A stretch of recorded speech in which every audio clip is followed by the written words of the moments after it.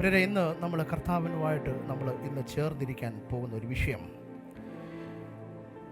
How A spiritual man is getting decade. എങ്ങനെയാണ് ഒരു ആത്മീയ മനുഷ്യൻ ക്ഷയിച്ചു പോകുന്നത്? അപ്പോൾ നമ്മളിങ്ങനെ ചിന്തിക്കും, ബ്രദർ അങ്ങനെയൊക്കെ സാധിക്കുമോ? അത് ആത്മീയ മനുഷ്യൻ ക്ഷയിക്കും. അത് എങ്ങനെയാണ് ക്ഷയിക്കുന്നത്? എന്തൊക്കെ സിംറ്റംസ് ആണ് ഈ ക്ഷയത്തിൻ്റെ സമയത്ത് നമുക്ക് അറിയാനായിട്ട് സാധിക്കും? 2 ക്വസ്റ്റ്യൻ്റെ ആൻസറായിട്ടാണ് ഇന്ന് നമ്മൾ പോകുന്നത്. സ്തോത്ര, ഹല്ലേലൂയ. അത് ഒന്നാമത്തെ ക്വസ്റ്റ്യൻ എന്താണ്? How A spiritual man is decaying.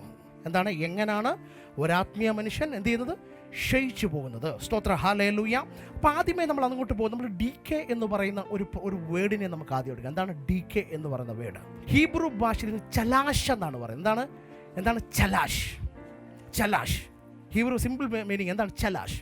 അതിന് 3 അർത്ഥമാണ് അതിൻ്റെ അകത്ത് പറയുന്നത്. 1 ഡിസ്കംഫോർട്ട്, 2 വേസ്റ്റഡ് എവേ, 3 വീക്കെൻഡ് എന്നാണ്. ഒന്നെന്താണ്? ഡിസ്കംഫിറ്റ് എന്നാണ്. എന്നാൽ അതിൻ്റെ അർത്ഥം യുദ്ധത്തിൽ പരാജയപ്പെടുക എന്നാണ്. എന്താണ് ചലാഷിൻ്റെ അർത്ഥം? എന്താണ്? ഒരു യുദ്ധത്തിൽ പരാജയപ്പെടുക എന്നതാണ് അർത്ഥം. അപ്പോൾ സ്പിരിച്വൽ ഡി കെ എന്ന ഹിബ്രു ഭാഷ നമ്മൾ പറയുമ്പോൾ എന്താണ്? ഒരു ചലാഷാണ്, ഒരു സ്പിരിച്വൽ ചലാഷ്. എന്താണ്? ഒരു ആത്മീയ യുദ്ധത്തിൽ നീ പരാജയപ്പെടുക എന്നതാണ് അതിൻ്റെ അർത്ഥം. സ്തോത്ര, ഹല്ലേലൂയ.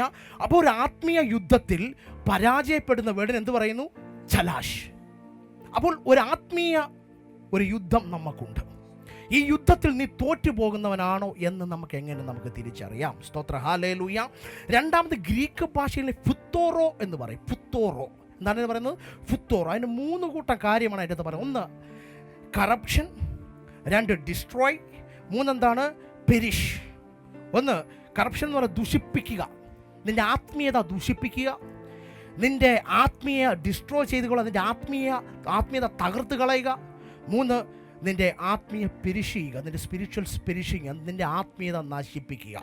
സ്തോത്ര, ഹല്ലേലൂയ. ഇതാണ് ഈ ഡി കെ എന്ന് പറയുന്ന വേർഡിൻ്റെ അർത്ഥം ഹീബ്രുവിലും ഗ്രീക്കിലും. സ്തോത്ര, ഹല്ലേലൂയ.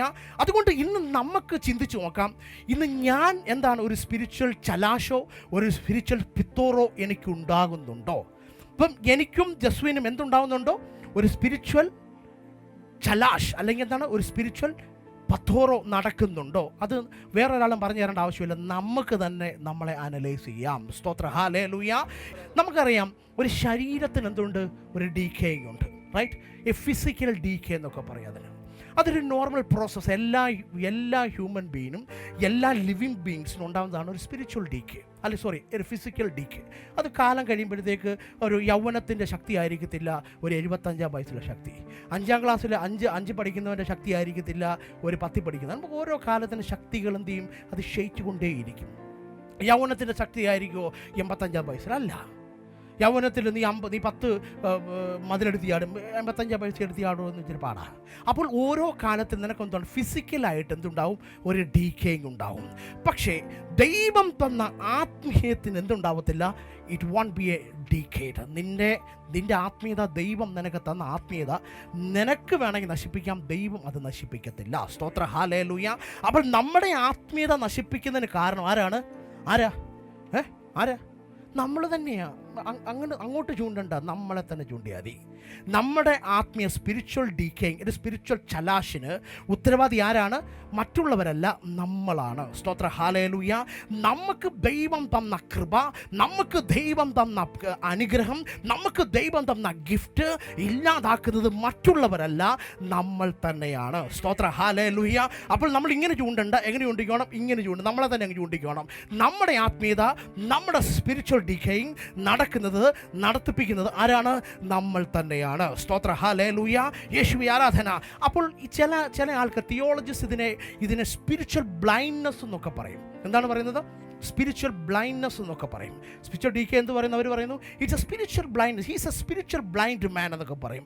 അവനൊരു ആത്മീയ അന്ധനാണ്. It's a spiritual blind man, so don't listen his word. നല്ല ആത്മീയത don't listen, he's a spiritual blind man, he's a decayed man, he's a decaying man, don't listen his word എന്നൊക്കെ പറയും ചിലർ. അപ്പം ഞാൻ പറയുന്നു നമ്മുടെ ആത്മീയത, നമ്മുടെ ബ്ലൈൻഡ്നെസ്സിൻ്റെ ഉത്തരവാദി ആരാണ്? നമ്മൾ തന്നെയാണ്. സ്തോത്ര, ഹല്ലേലൂയ. യേശുവേ ആരാധന. അപ്പം നമ്മൾ ചോദിക്കും, ബ്രദറെ എന്താണ് ഈ സ്പിരിച്വൽ ഡി കെ എന്ന് പറഞ്ഞാൽ? എന്താണ് സംഭവം? എന്താണ് സ്പിരിച്വൽ ഡി കെ എന്ന് പറയുന്നത്? സിമ്പിളാണ്. നിന്നെ വലിച്ചുകൊണ്ട് അല്ലെങ്കിൽ നിന്നെ ഡ്രിഫ്റ്റ് ചെയ്ത് യേശുവിൻ്റെ പ്രിൻസിപ്പിളിൽ നിന്നും യേശുവിൻ്റെ ടീച്ചിങ്ങിൽ നിന്നും അടിച്ചു പുറത്തിടും. നമ്മൾ നോക്കുമ്പോൾ നമ്മൾ കറക്റ്റ് ട്രാക്കിലാണ്. എന്താണ് നമ്മൾ നോക്കുമ്പോൾ എന്താണ്, നമ്മൾ കറക്റ്റ് ട്രാക്കിലാണ്. എന്ത് ചെയ്യും, നിന്നെ എന്ത് ചെയ്യും, principle of Jesus and teaching of ജീസസിൻ്റെ ട്രാക്കിൽ നിന്ന് എടുത്തിട്ട് നിന്നെ എങ്ങോട്ട് കൊണ്ടിടും, അടുത്ത ട്രാക്കിൽ കൊണ്ടിടും. നമ്മൾ നോക്കുമ്പോൾ നമ്മൾ ആരാണ്, പ്രാർത്ഥനയിൽ. ഇന്ത്യയിലൊക്കെ ഉണ്ട് 5 ട്രാക്കാണ്. കണ്ണടച്ച് ബ്രദറെ നമുക്ക് വണ്ടി ഓടിക്കാൻ പറ്റൂ? വണ്ടി ഓടിച്ചാൽ എന്ത് പറ്റും? നീ 4ാമത്തെ ട്രാക്കിൽ നിന്ന് കണ്ണടച്ച് വണ്ടി ഓടിച്ചാൽ നീ 2ാമത്തെ ട്രാക്കിലാണെന്ന് പോലും, പക്ഷെ ഓടിക്കുന്നത് വണ്ടിയായിരിക്കാം.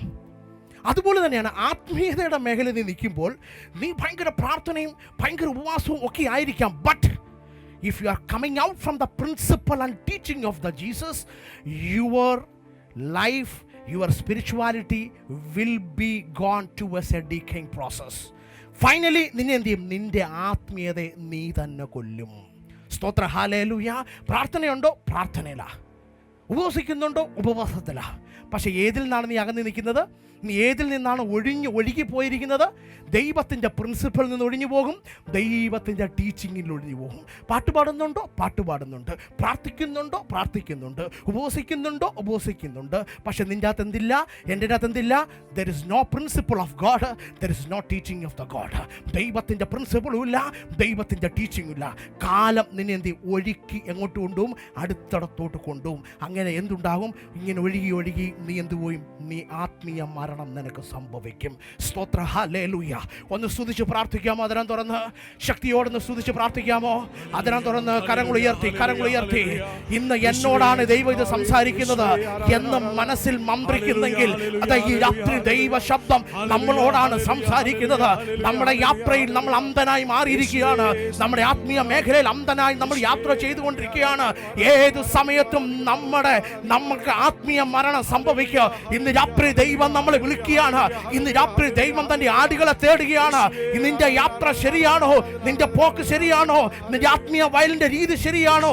ഇന്ന് രാത്രി ദൈവം നമ്മളോട് ചോദിക്കുമ്പോൾ അതേ ദൈവം എന്ന് പറയണമെങ്കിൽ ഇന്ന് രാത്രി നമ്മുടെ അകത്തേക്ക് ദൈവ ശബ്ദം കയറണം. സ്തോത്ര, ഹല്ലേലൂയ. ജെ ഓസ്വാൾഡ് സാൻഡേഴ്സ് എന്ന് പറയുന്ന ഒരാളുണ്ട്. ന്യൂസിലാൻഡിലാണ് പുള്ളി ജനിച്ചത്. കഴിഞ്ഞ 1992 പുള്ളി മരിച്ചത്. J Oswald Sanders. പുള്ളി ഈ സ്പിരിച്വൽ ലീഡർഷിപ്പിൻ്റെ ബുക്ക് എഴുതുന്ന ഭയങ്കര ഒരാളായിരുന്നു. സ്പിരിച്വൽ ലീഡർഷിപ്പിനെ പറ്റി പുള്ളിയുടെ ബുക്ക് പല യൂണിവേഴ്സിറ്റീസും മാക്സിമം MTH, MD, PhD ഇങ്ങനെയുള്ള കോഴ്സുകളിലൊക്കെ പുള്ളിയുടെ ബുക്കാണ് മാക്സിമം റെഫർ ചെയ്ത്. ബിക്കോസ് പുള്ളിയുടെ ബുക്ക് എപ്പോഴും സെർവൻറ്റ് ലീഡർഷിപ്പിനെ പറ്റിയുള്ള ഒരു ബുക്കുകളാണ്. ഈ ബുക്കുകളുടെ അകത്ത് പുള്ളി 2 കൂട്ടം കാര്യം എഴുതി. എന്താണ്? ഒന്ന് world natural spiritual man, second A spiritual man of heaven. നോക്കിയാണ് എന്താണ് 2 കൂട്ടം കാര്യത്തിൽ എഴുതി. ഒന്നെന്താണ് വേൾഡ് നാച്ചുറൽ സ്പിരിച്വൽ എന്ന് വെച്ചാൽ ലൗകിക നാച്ചുറലായിട്ട് ആത്മീയതയൊക്കെ ഉണ്ട്. പക്ഷേ എങ്കിലും എന്താണ് മൊത്തം ലൗകികതയാണ്.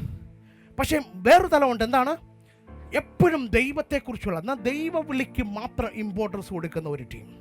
അപ്പോൾ ഇങ്ങനൊരു ആൾക്കാരെ പറ്റി പുള്ളി 7 കൂട്ടം കാര്യങ്ങൾ എഴുതി. 7 C's എഴുതി. 7 കൂട്ടം കാര്യങ്ങൾ. ഒന്നാമത്തെ കാര്യമെന്ന് പറയുന്നത് ഈ വേൾഡ് നാച്ചുറൽ മാൻ എന്ന് വെച്ച് കഴിഞ്ഞാൽ ആത്മീയത ഒരു സൈഡായിട്ടാണ് കൊണ്ട് നടക്കുന്നത്. എന്ന് വെച്ചാൽ ചോറിൻ്റെ ഒരു സൈഡായിട്ട് കൊണ്ട് നടക്കുന്നവൻ്റെ ഒന്നാമത്തെ പ്രോബ്ലം എന്താണെന്നറിയാം, അവന് സെൽഫ് കോൺഫിഡൻസ് കൂടുതലായിരിക്കും. എനിക്കെല്ലാം അറിയാം, ഐ നോ എവരിതിങ്, എനിക്ക് സർവ്വതും അറിയാം. ഈ ഒരു ചിന്ത ഇവൻ്റെ അകത്തേക്ക് ഇങ്ങനെ നടന്നുകൊണ്ടേയിരിക്കും. എന്താണ്? സെൽഫ് കോൺഫിഡൻസ് ആയിരിക്കാം. പക്ഷേ ഈ സ്പിരിച്വൽ മാൻ്റെ കോൺഫിഡൻസ് എന്താണെന്നറിയാമോ? അവൻ്റെ ഫ്രണ്ടിൽ ഒരു വഴിയും കാണത്തില്ല, ഒരു വാതിലും കാണത്തില്ല. But he is confident about his God. സ്തോത്ര, ഹല്ലേലൂയ. അവൻ്റെ ദൈവ വചനം അങ്ങോട്ട് വന്നിട്ട് പറയും, I will give water in desert. സ്തോത്ര, ഹല്ലേലൂയ. ഞാൻ നിനക്ക് ഏലിയാവിന് വെള്ളം കൊടുത്തിട്ടുണ്ടെങ്കിൽ ഞാൻ നിനക്കും വെള്ളം തരും. ആരോടാണ്? ദൈവത്തോടുള്ള ഭയങ്കര കോൺഫിഡൻസ് ആയിരിക്കും അവന്. ഈ കോൺഫിഡൻസ് എവിടെ നിന്ന് അവന് കിട്ടിയെന്ന് ചോദിച്ചാൽ ഹി കനോട്ട് എക്സ്പ്ലെയിൻ. അവൻ്റെ പിതാവിന് ഒരു പക്ഷേ ഇതില്ലായിരിക്കാം, ബട്ട് അവനുണ്ട്. കാരണം എന്താണെന്നറിയാമോ? His life is not in the world, his life in the heaven. ഹല്ലേലൂയ. സ്തോത്ര ഹല്ലേലൂയ. നമ്മുടെ ജീവിതം സ്വർഗരാജ്യത്തെക്കുറിച്ചുള്ള ചിന്തയാണെങ്കിൽ ഞാൻ നിങ്ങളടുത്ത് പറയുന്നു, ബൈബിൾ നിങ്ങളടുത്ത് പറയുന്നു, എന്താണ് പറയുന്നത്? സ്വർഗത്തെക്കുറിച്ചുള്ള ആകുലത നിൻ്റെ അകത്തിങ്ങനെ ഉണ്ടാകുവാണെങ്കിൽ ദൈവം നിൻ്റെ അടുക്കൽ വന്നിരിക്കുകയായിരിക്കും. എപ്പോഴും യു വിൽ ബി കോൺഫിഡൻറ്റ്. ഒരു കാര്യം നിൻ്റെ ഫ്രണ്ടിലെല്ലാം അടഞ്ഞിരിക്കുമായിരിക്കും, എല്ലാ വാതിലും അടഞ്ഞിരിക്കുകയായിരിക്കും. പക്ഷെ നിനക്കറിയാം, one door is going to open to me. എനിക്ക് ഒരു വാതിൽ തുറക്കാൻ പോകുന്നു. ഇത് നിൻ്റെ മനസ്സിനോട് പറയും. അതേസമയത്ത് ഒരു സൈഡിൽ നിന്ന് മനസ്സ് പറയും, നീ പ്രാർത്ഥിച്ചിട്ടുണ്ടാ എന്താടാ എന്ന് ചോദിക്കുമ്പോൾ അതേ സമയത്ത് തന്നെ നിന്റെ മനസ്സ് പറയും, the door will going to open you. നിനക്ക് വേണ്ടി വഴികൾ തുറക്കുക. ഇത് നിന്റെ സെൽഫ് കോൺഫിഡൻസിനെ പകർക്കും. എന്നിട്ട് നിനക്കൊരു കോൺഫിഡൻസ് വരും. എന്താണ്? അബ്രഹാമിൻ്റെയും ഇസ്ഹാക്കിൻ്റെയും യാക്കോബിൻ്റെ ദൈവം, പത്രോസിൻ്റെ ദൈവം, പൗലോസിൻ്റെ ദൈവം, തിമോത്തിയോസിൻ്റെ ദൈവം, യാക്കോബിൻ്റെ ദൈവം എന്നെ നടത്തും. This is not an uncreated one. This is a created power from the heaven. സ്തോത്ര ഹല്ലേലൂയ. സെൽഫ് മരിക്കുക അവിടെ. No self confidence. നീ പറയും, yes I have a God, I have a father and I am a son. I know where to knock, I know where to sit.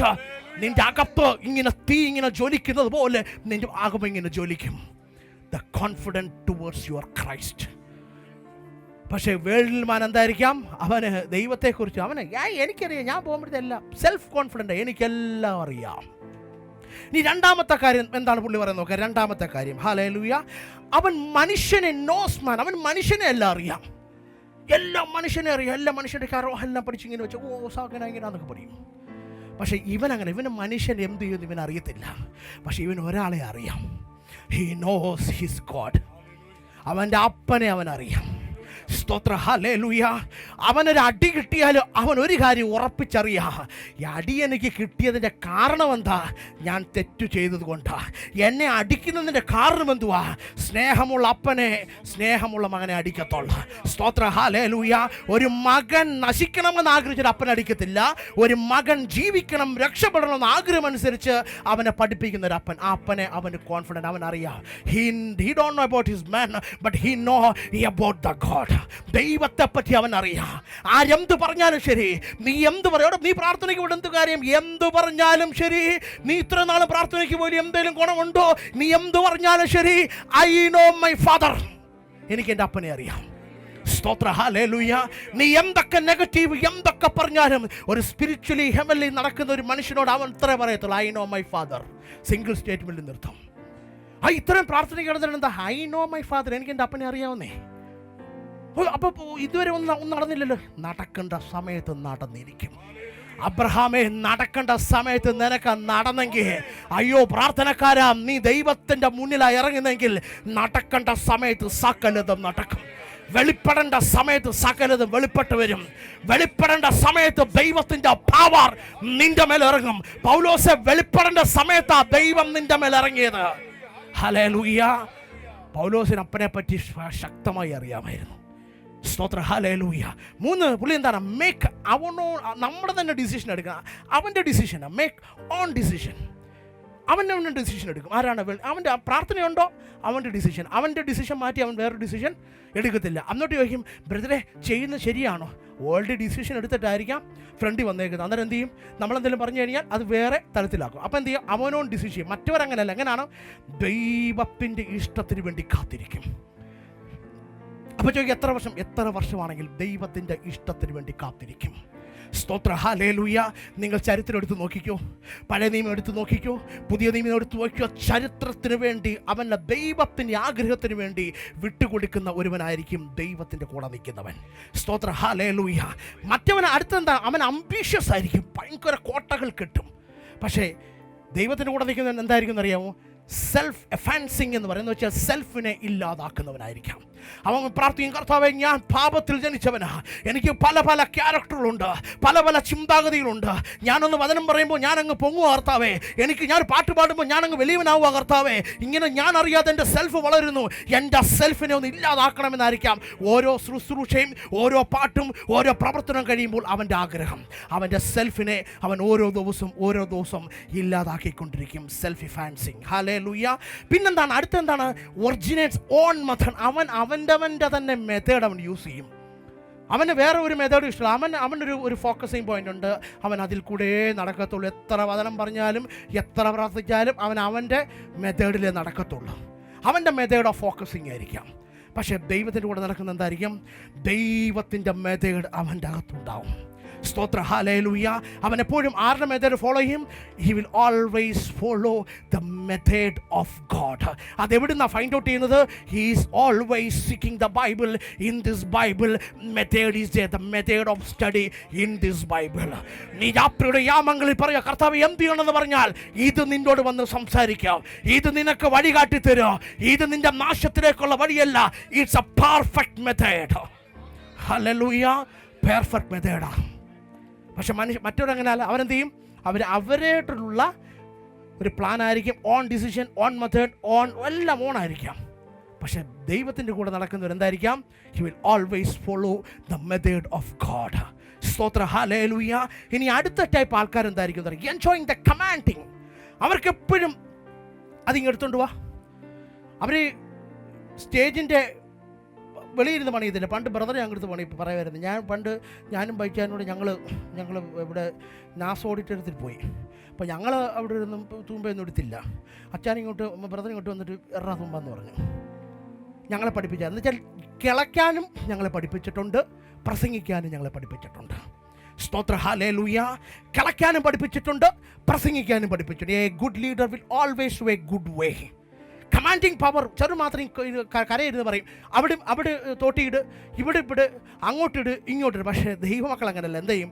Always എന്ത് ചെയ്യും? Always എന്ത് ചെയ്യും? Commanding ആയിരിക്കുമോ? അവർക്ക് എന്തായിരിക്കും? എപ്പോഴും ദൈവ ശബ്ദം കേട്ട്, ദൈവത്തിൻ്റെ വാക്കുകൾ കേട്ട്, ദൈവം എന്ത് ചെയ്യാൻ പറഞ്ഞാൽ കുഴിക്കാൻ പറഞ്ഞാൽ കുഴിക്കുക, നടക്കാൻ പറഞ്ഞാൽ നടക്കുക. ദൈവത്തിൻ്റെ കാര്യത്തോടായിരിക്കും അവർക്ക്. എന്താണോ ദൈവം പറയുന്നത്, എന്താണോ ദൈവം ചെയ്യാൻ പറഞ്ഞത്, വേല ചെയ്യാൻ പറഞ്ഞാൽ സന്തോഷത്തോടെ വേല ചെയ്യും, കുഴിക്കാൻ പറഞ്ഞാൽ സന്തോഷത്തോടെ കുഴിക്കും. എന്ത് ചെയ്യാൻ പറഞ്ഞാലും സന്തോഷത്തോടെ. ആരെ? യേശുവിനെ ആഗ്രഹിച്ച്, യേശു ചെയ്ത പ്രവർത്തികൾ, അപ്പോസ്തലന്മാർ ചെയ്ത പ്രവർത്തികൾ, ഇതൊക്കെ കണ്ട് സ്വർഗീയ സന്തോഷം കൊണ്ട് അവർ ചെയ്യും. മറ്റുള്ളവരെപ്പോഴും എന്തായിരിക്കും? കമാൻഡിങ് പവർ മാത്രമേ ഉള്ളൂ, പ്രവർത്തിയില്ല. സ്തോത്ര, ഹല്ലേലൂയ. ഇനി ഏഴാമത്തെ എന്താ പറയുക? ഇൻഡിപെൻഡൻ്റ് ആണ്. അവൻ്റെ കാര്യം ആരോടും അവന് പറയത്തില്ല. പക്ഷെ മറ്റുള്ളവരുടെ കാര്യം എന്താ എന്നറിയാൻ ഭയങ്കര ആഗ്രഹമായിരിക്കും. അവൻ്റെ കുടുംബത്തിൻ്റെ കാര്യമോ, അവൻ്റെ കുടുംബം ആത്മീയത പോകുന്നു, ഇതൊന്നും അറിയണ്ട. പക്ഷേ അടുത്ത ആടെ കുടുംബം ആത്മീയതയിലാണോ അല്ലയോ എന്ന് പറഞ്ഞ് സീക്ക് ചെയ്യാൻ നടക്കും. പക്ഷേ മറ്റവൻ അങ്ങനെയല്ല. എപ്പോഴും ഗോഡുമായിട്ട് ഡിപ്പെൻഡഡ് ആയിരിക്കും. സ്തോത്ര, ഹല്ലേലൂയ. അവൻ മാത്രമല്ല, അവൻ്റെ കുടുംബം മുഴുവനും ഗോഡുമായിട്ട് ഡിപ്പെൻഡഡ് ആയിരിക്കും. സ്തോത്ര, ഹല്ലേലൂയ. അതുകൊണ്ടാണ് ജോസ്വേർഡ് സാൻഡേഴ്സ് പറഞ്ഞത്, ഒരുവൻ ഡീക്കേ ആകാനുള്ള കാരണം അവൻ്റെ വ്യൂ എപ്പോഴും വേൾഡ് നാച്ചുറൽ സ്പിരിച്വൽ മാൻ്റെ വ്യൂ ആയതുകൊണ്ടാണ് ഇവർ ഡീക്കേ ആയി പോകുന്നത്. സ്തോത്ര, ഹല്ലേലൂയ.